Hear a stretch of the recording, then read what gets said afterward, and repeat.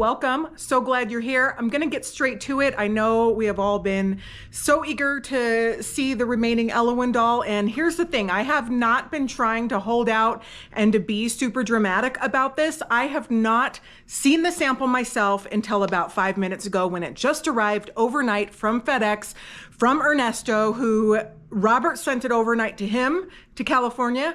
He took photos, which will be in this video, and then Ernesto overnighted it to me. So this doll has been going everywhere, and you have to read and hear the journal entries to understand. So we're gonna get right to it. Now on our website, we have the journal entries, so you can read them at your leisure and really digest. Also on our website, we have photos of all of the dolls, all of the prices, all of the edition numbers, and poems for the dolls, and descriptions, and all the things that you're going to need. So the poems especially provide a lot of insight into the story and everything. So you're gonna just love it. Now, here's the story. I'm gonna read it, then we're gonna look at Ernesto's photos, and then we're gonna look at the samples. They are samples. And the situation of what is going on now is, being a working mother, Stanley and I were just about to film this together, and then Holland Diane woke up from her nap, so he's in the back room with her, consoling her because she's crying and making her feel better. And so I just said, you know what, I'm grabbing my selfie camera and we're filming this on our own because we got to get this out to you. So that's what I'm doing.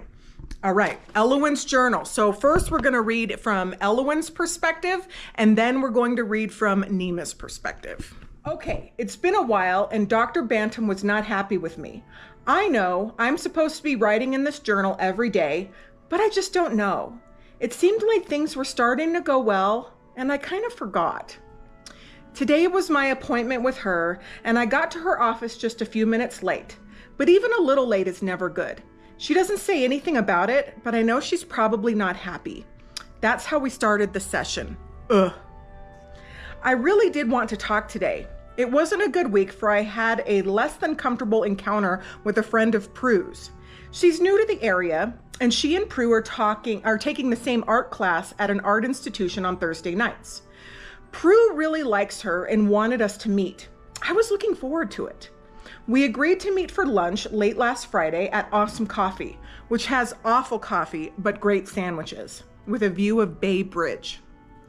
So I was telling Dr. Bantam all about my week, and she seemed to be listening, but I noticed she had a teapot on a side table and kept refilling her cup. I don't mean to be judgmental, but I think she put something stronger than tea in the pot along with the tea bag.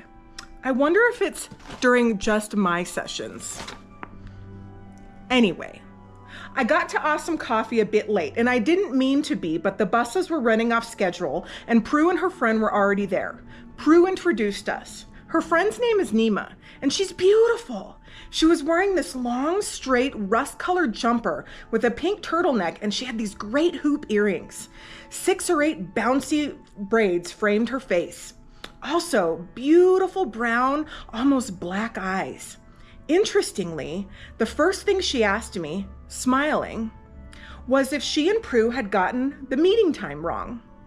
I didn't quite know what she meant, so I said no, but I had a feeling what she was getting at. Okay, I was about 20 minutes late. All right, a half an hour. I apologized, but well, the lunch went downhill from there. While we were ordering, I was trying to find something to talk about, so I made what I thought was a humorous comment about how really no one should eat blueberries, for they make you blue. It's my experience. Or tart cherries, as they will make you pout permanently. Turns out her family is one of the largest organic berry growers in the upper Midwest. I didn't know. I couldn't say anything right. I tried to talk about family, but when she asked about mine, I told her about Freddie and his pyromania and a couple of other things, and she just looked at me with big, wide open eyes, and I couldn't stop talking. Disaster! Nima had an appointment, so she left us right after lunch.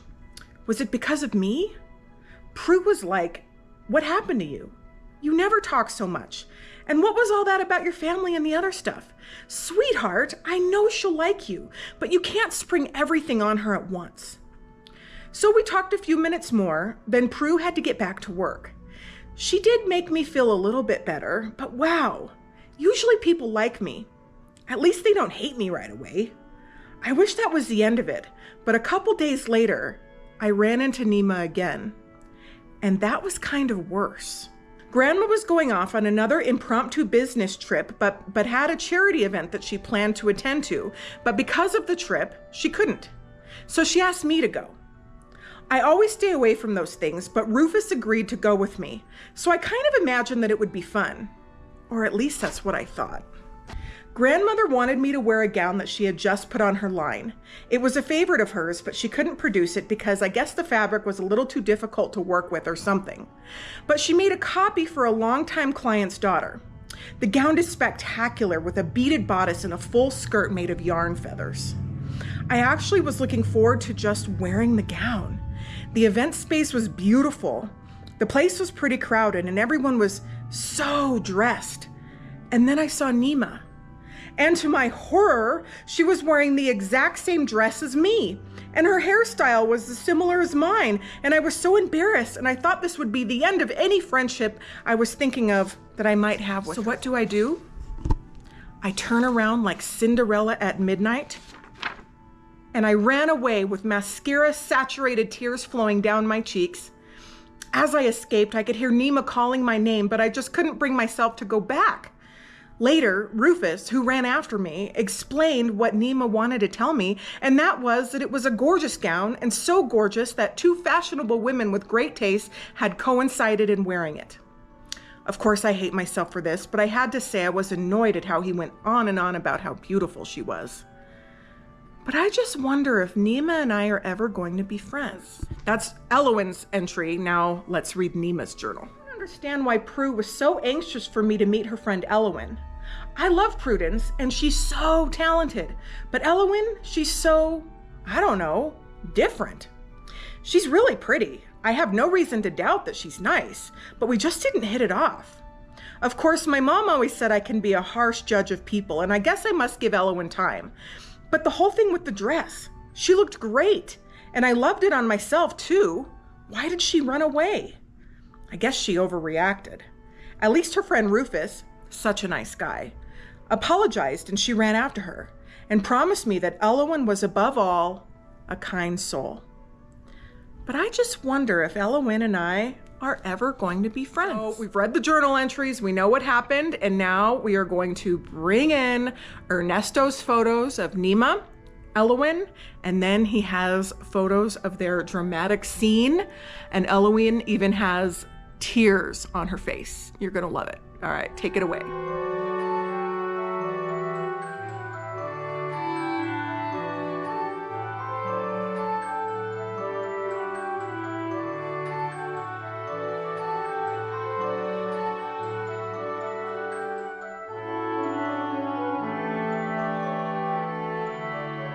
Well, it sounds like Holland Diane is calming down, and now we can look at the two samples of our dolls. So these are samples, but Robert said the produced dolls, he saw photos, are just absolutely stunning. And here is the Ellowyne. So the Ellowyne comes with a poem, which you can read this poem in depth on the link on our website. It has so much insight and it tells so much of the story. Look at, that's Robert's illustration right there. But this is so good.